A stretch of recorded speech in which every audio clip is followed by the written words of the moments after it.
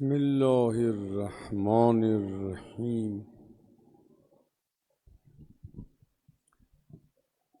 الحمد لله رب العالمین.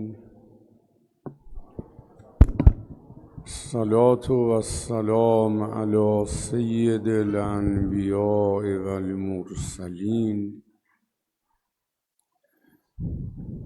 حبیب الهنا و طبیب نفوسنا ابی القاسم محمد. اللهم صل على محمد و آل محمد.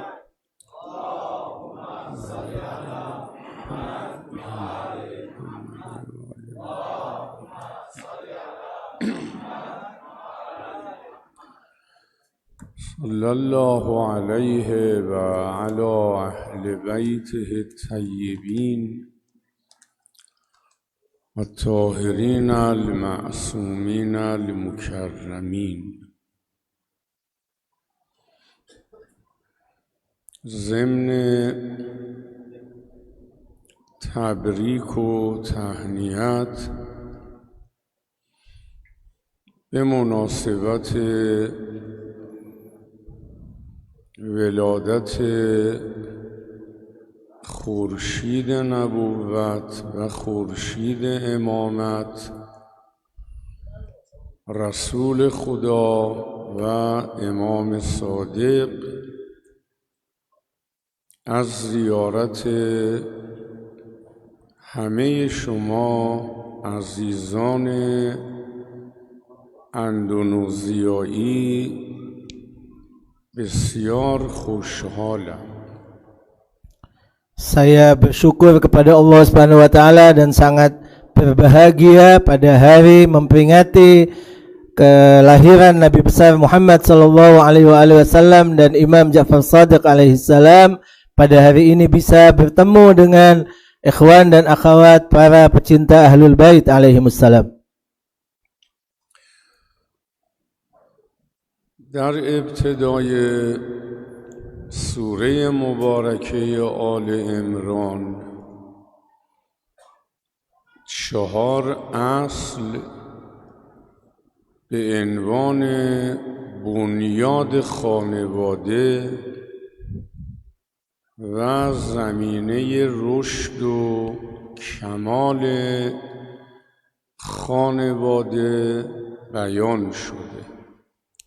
Di awal-awal surat Ali Imran, Allah Subhanahu wa taala menyebutkan ada 4 pilar yang akan menguatkan institusi keluarga serta akan mengembangkan dan menjadikannya sebagai sesuatu yang menyebabkan perluasan dan peningkatan.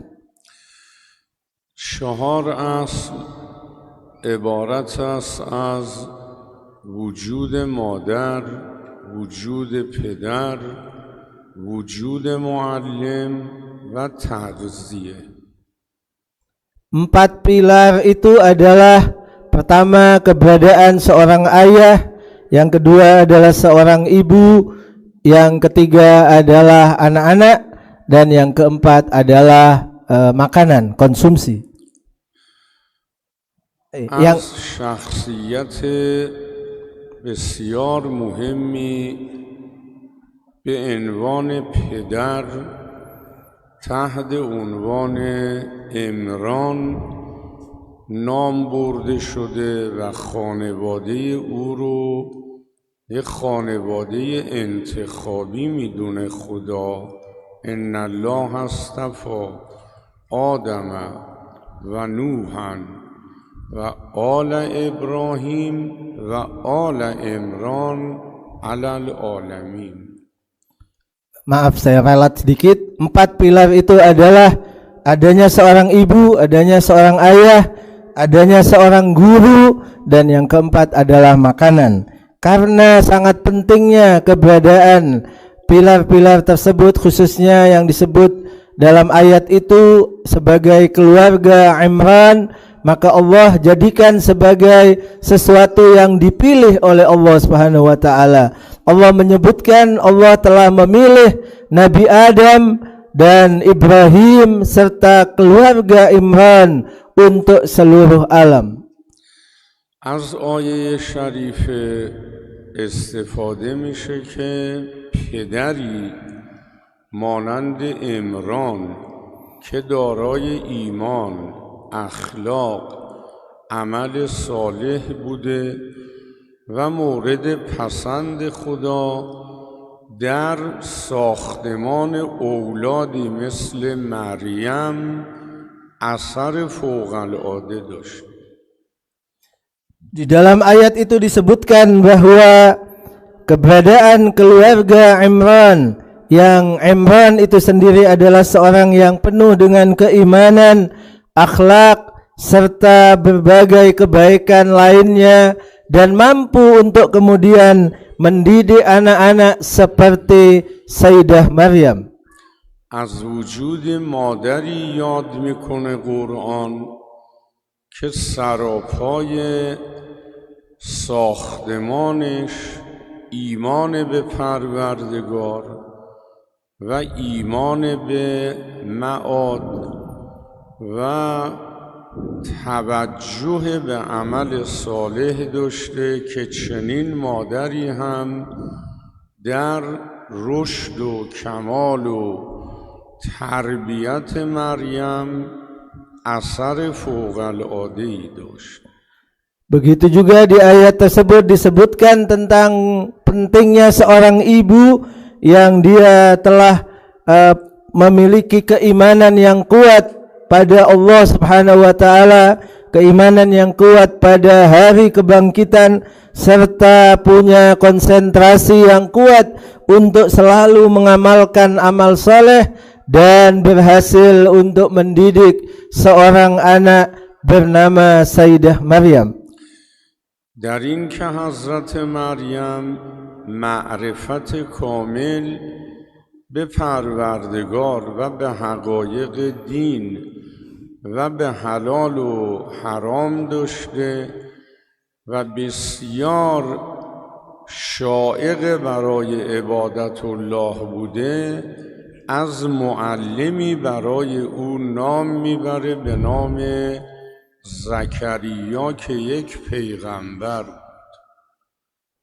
Sayyidah Maryam alaihissalam, seorang perempuan yang disebutkan dalam ayat itu sangat punya keyakinan yang kuat kepada Allah Subhanahu wa taala dan punya ilmu yang sangat luas tentang berbagai hakikat agama dan apa yang ada di alam semesta, pengetahuan yang kuat dan komitmen terhadap berbagai hal yang halal dan haram, serta beliau sangat rajin dalam melaksanakan ibadah. Beliau disebutkan dalam ayat itu punya seorang guru, yaitu Zakaria, yang juga seorang nabi.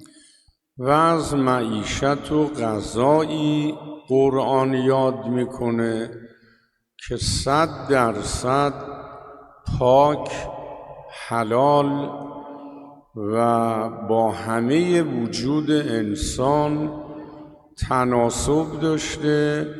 در این آیه شریفه کلما دخل علیها زکریا المحراب وجد عندها رزقا قال یا مریم انا لک هذه قالت هو من عند الله.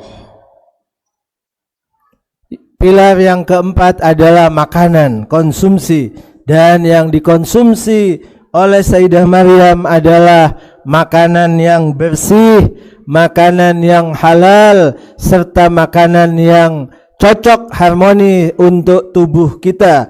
Itu disebutkan oleh Allah di dalam Al-Quran bahwa setiap Sayyidah Maryam dan Zakaria memasuki mihrabnya, maka ia mendapatkan makanan-makanan itu Dan ketika ditanya dari mana makanan itu, Sayyidah Maryam menjawab itu adalah dari sisi Allah subhanahu wa ta'ala. پس معلوم میشه یه پدر شایسته، یک مادر شایسته، یک معلم شایسته و یک غذای پاک و حلال در تربیت و دینداری فرزند بسیار مؤثر. Dari ayat ini kita bisa memahami bahwa seorang ibu, seorang ayah, seorang guru dan makanan yang dimakan adalah punya peran yang sangat penting dalam membentuk kepribadian jati diri setiap kita. و اگر این گونه نباشه توقع ساخته شدن یک خانواده با بنیان و فرزندانی پاک و با تربیت نمیتوان داشت. Jika tidak ada 4 pilar tersebut, maka jangan diharap, jangan kita punya ekspektasi untuk kemudian kita berhasil mendidik seorang manusia yang punya kepribadian baik dan hidupnya penuh dengan makna. و اما وجود مبارک رسول خدا از نظر پدر، مادر، معلم و تغذیه. Selanjutnya coba kita lihat kepribadian Nabi besar Muhammad sallallahu alaihi wasallam, bagaimana ayahnya, ibunya, gurunya dan makanannya. اما پدر که نام شریفش عبدالله و پیش از ولادت پیغمبر از دنیا رفت نه فقط اسمش عبدالله بود بلکه حقیقتاً و به واقع با پیروی از آیین ابراهیم یک عبدالله به تمام معنا بود در اوج جوانی. Adapun ayah beliau yang namanya adalah Abdullah, beliau tidak hanya punya nama dengan nama itu saja, tetapi beliau artinya bukan hanya namanya Abdullah, tetapi beliau betul-betul adalah hamba Allah yang sejati. Beliau adalah hamba Allah yang mengikuti ajaran nabi-nabi sebelumnya. و اما مادر از این که پروردگار مهربان عالم رحم او رو برای پرورش بالاترین موجود آفرینش و بهترین و برترین مخلوق انتخاب کرد، معلوم میشه که مادر یه مادر ویژه‌ای بوده در عفت، عصمت، انسانیت، اخلاق و پیروی از ابراهیم. Adapun ibu beliau seorang ibu yang rahimnya akan menjadi tempat seorang manusia teragung di dunia, seorang manusia yang akan menjadi pengejuan tahan rahmat dan kasih sayang Allah subhanahu wa ta'ala, seorang manusia yang paling besar penghambaannya kepada Allah subhanahu wa ta'ala, maka tentu pastilah beliau adalah seorang wanita yang penuh dengan kebersihan dirinya, yang penuh dengan penjagaan dirinya, serta beliau penuh dengan sisi dimensi kemanusiaan, serta beliau adalah orang yang taat beribadah mengikuti ajaran Nabi Ibrahim alaihissalam. اما تغذیه کل خانواده از جد برتر تا عبدالمطلب از درآمد یکی از بهترین شغلها، پاکترین شغلها که شغل اکثر انبیا budi از دامداری budi. Adapun makanan yang dikonsumsi oleh beliau, oleh Nabi kita dan juga keluarga ini, ayah dan ibu beliau adalah rezeki dari Allah yang diberikan melalui tangan mulia kakek beliau yaitu Sayyidina Abdul Muttalib, yang beliau adalah bekerja untuk mendapatkan rezeki dengan sebuah pekerjaan yang dilakukan oleh mayoritas para nabi-nabi Allah, yaitu beternak, memelihara kambing.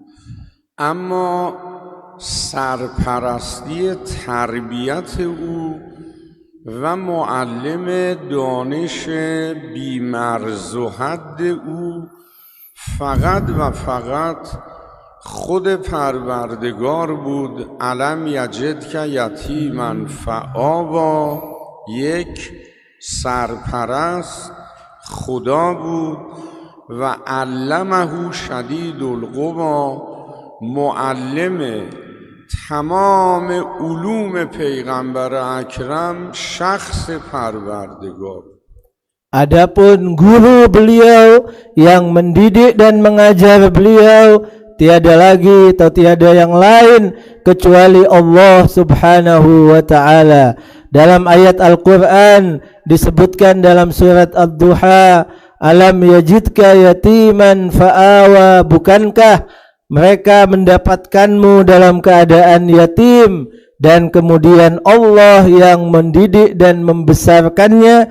Begitu juga dalam ayat yang lain, allamahu syadidul quwa, dialah Allah yang mengajarkan kepada Nabi Muhammad segala ilmu.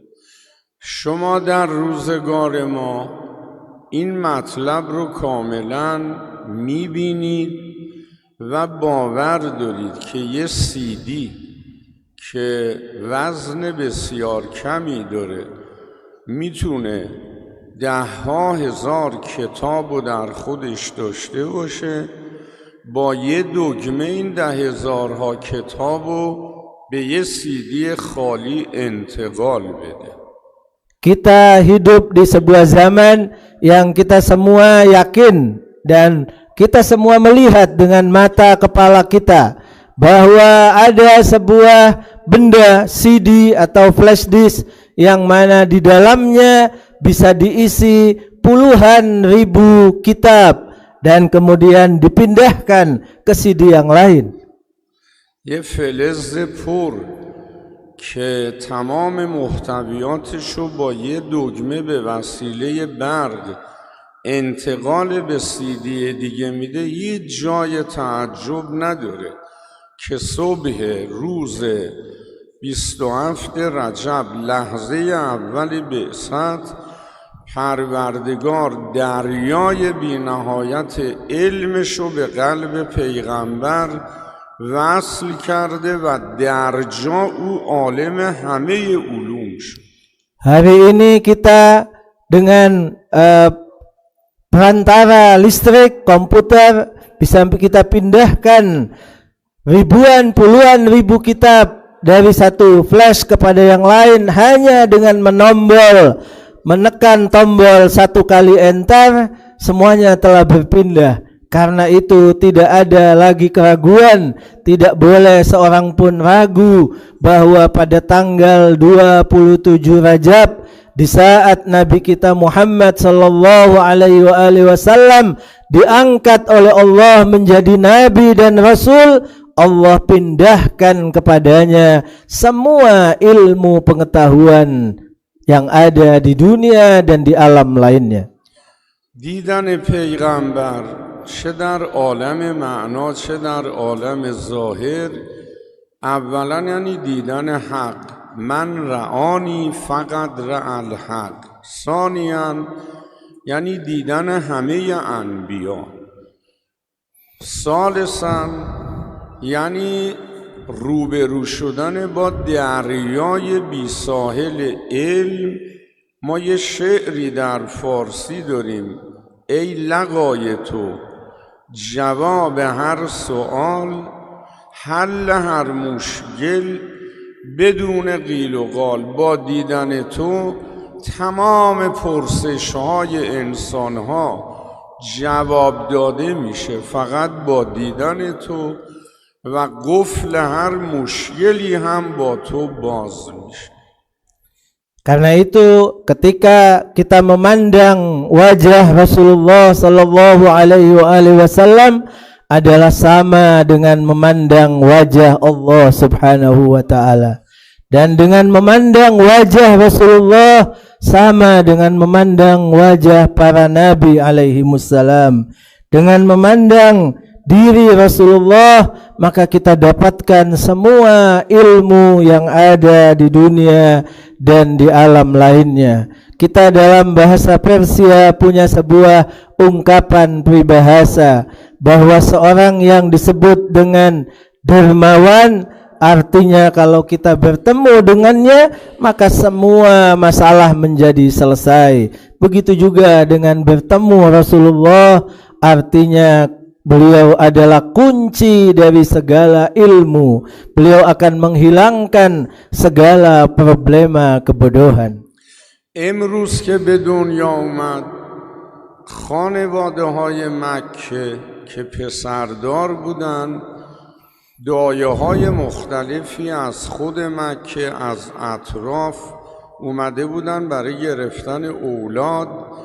دیگه دایه‌ای پیدا نشد تا به عبدالمطلب گفتن یه خانومی اهل ده به نام حلیمه سعدیه، او حاضره که بیاد ایشونو قبول کنه شیر بده. Ketika Rasulullah sallallahu alaihi wasallam lahir di kota Mekah dan kemudian beliau perlu untuk disusui, maka banyak orang yang kemudian datang kepada Abdul Muttalib untuk kemudian memperkenalkan adanya seorang perempuan mulia, seorang perempuan yang bersih bernama Halimah As-Sa'diyah. حلیمه وقتی اومد خودش تازه خدا بهش یه بچه داده بود، طرف چپ سینه‌ش هم سالها بود خشک بود، شیر نداشت. در هر صورت عبدالمطلب حاضر شد، چون طرف راست سینه پرشیر بود، احتمال اینکه 2 بچه رو شیر بده داشت. پیغمبر بچه رو داد به حلیمه. Halimah Sa'diyah baru saja melahirkan seorang anak, dan seperti disebutkan dalam sejarah, satu payudara darah beliau sudah lama tidak mau dan tidak keluar air susu. Yang satu saja yang keluar dan itu yang diberikan kepada anaknya. Namun ketika Abdul Muttalib menyerahkan Rasulullah sallallahu alaihi wasallam kepada Halimah Sa'diyah, maka Rasulullah kemudian meminum dari air susu yang satu yang sudah lama kering tidak keluar air susu. حلیمه بچه رو دامن گذاشت طرف سینه چپ که پرشیر بود، ولی هر کاری کرد پیغمبر سینه رو نگرفت. این معنیش چی بود؟ معنیش این بود که حلیمه تو مادری، خدام تازه به تو بچه داده، بچت با یه سینه باید سیر بشه. من نیومدم حق دیگرانو بخورم، نمیگیرم سینه رو. این معنیش این. Bahkan disebutkan ketika Halimah menerima Rasulullah sallallahu alaihi wasallam dan Rasulullah beliau letakkan di pangkuannya dan beliau arahkan mulut suci Rasulullah untuk meminum susu dari payudara yang memang penuh dengan air susu. Namun mulut suci Rasulullah tidak mau meminumnya. Beberapa kali beliau berusaha, tetap saja Rasulullah menolaknya.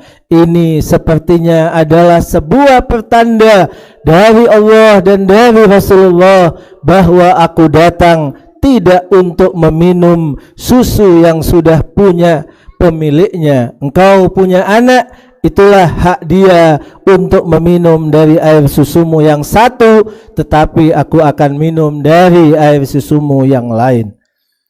عبدالمطلب و خانواده گفتند برش گردون طرف سینه راست، سینه رو به لب بگیره، مزه به لب گرفتن و بچشه، بعد برش گردون طرف چپ. گفت طرف راست من چند سال خوش شده. گفتن حالا برش گردون. وقتی دو لب مبارکش به سینه راست حلیمه رسید، مثل چشمه شروع کرد شیر جوشیدن. اینم معنیش این بود من نیومدم از شما مردم دنیا چیزی بگیرم، اومدم همه چی به شما بدم، چون در شیر همه ویتامین ها هست. من اومدم در این 63 سالی که خدا به هم عمر میده همه چی به شما مردم جهان بدم، چیزی از شما نگیرم. ما ارسلناک الا رحمتا للعالمین. Abu Thalib dan Abdul Muttalib mengatakan kepada Halimah As-Sa'diyah saat itu, coba kamu pindahkan lagi mulut beliau ke payudara sebelah kanan, barangkali dengan dia mencicipi dari sebelah kanan nanti bisa dipindahkan lagi ke sebelah kiri. Halimah mengatakan, payudaraku yang sebelah kanan ini sudah lama dia tidak keluar air susu, dia sudah kering. Tapi Abdul Muttalib mengatakan coba saja.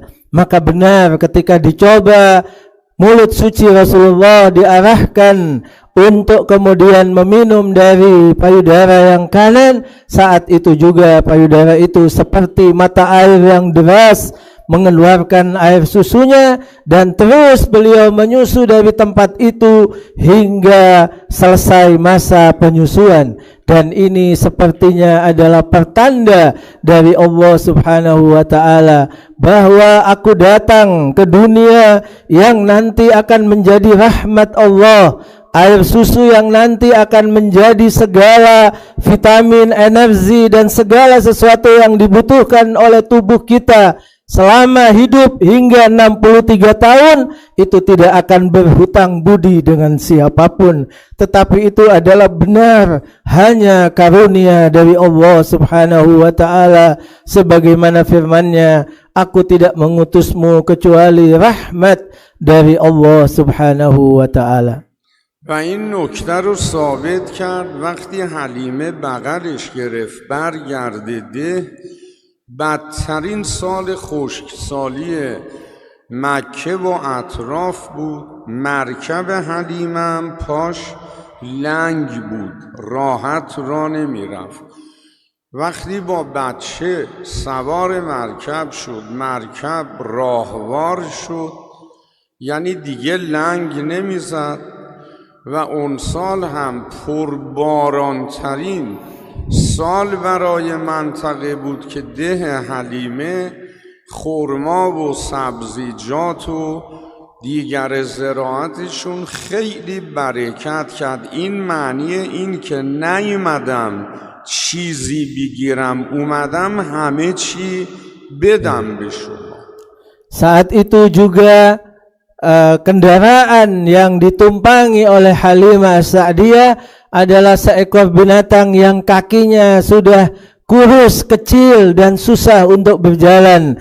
Ketika berjalan dia tidak normal, tetapi ketika Rasulullah sallallahu alaihi wasallam berada di atas punggungnya dan berada di pangkuan Halimah mengendarai kendaraan itu, maka tiba-tiba kendaraan itu menjadi seekor binatang yang kemudian kuat berjalan dengan normal. Dan pada saat itu juga yang terjadi kekeringan di kota Mekah dan sekitarnya dengan lahirnya Rasulullah, turun hujan, berbagai mata air kemudian mengeluarkan sumbernya.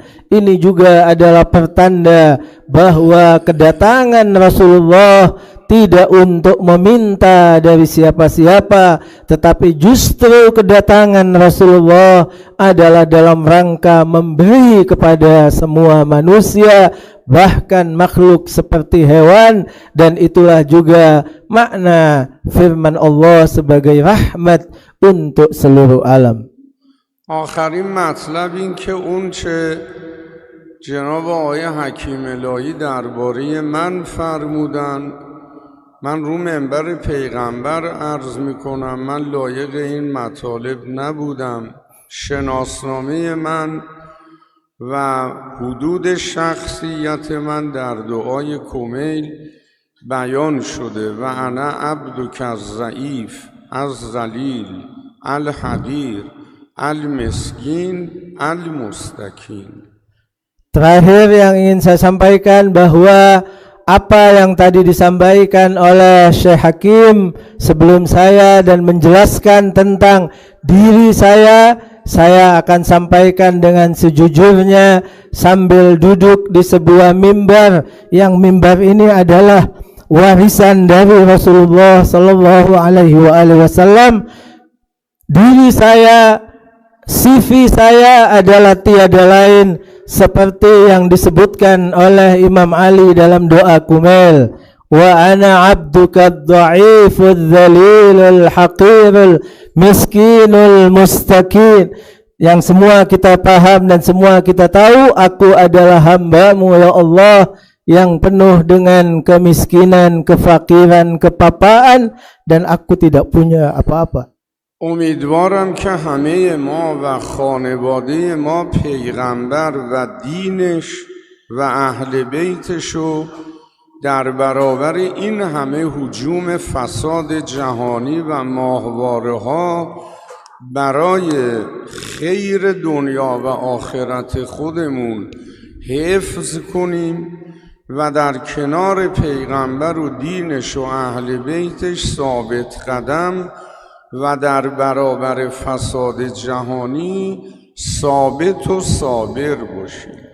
Mudah-mudahan kita berharap dari keberkahan Rasulullah sallallahu alaihi wasallam dan ahlul baitnya, semua kita adalah terjaga dari segala kerusakan yang ada di muka bumi, kerusakan yang dilakukan oleh berbagai media untuk menyelewengkan kita semua terjaga dan kita sabar, serta kita punya kekuatan untuk tetap berdiri tegak melawan itu semua.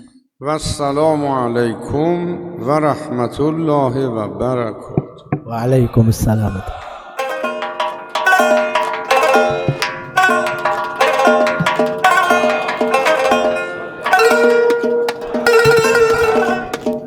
Khali Mamnun.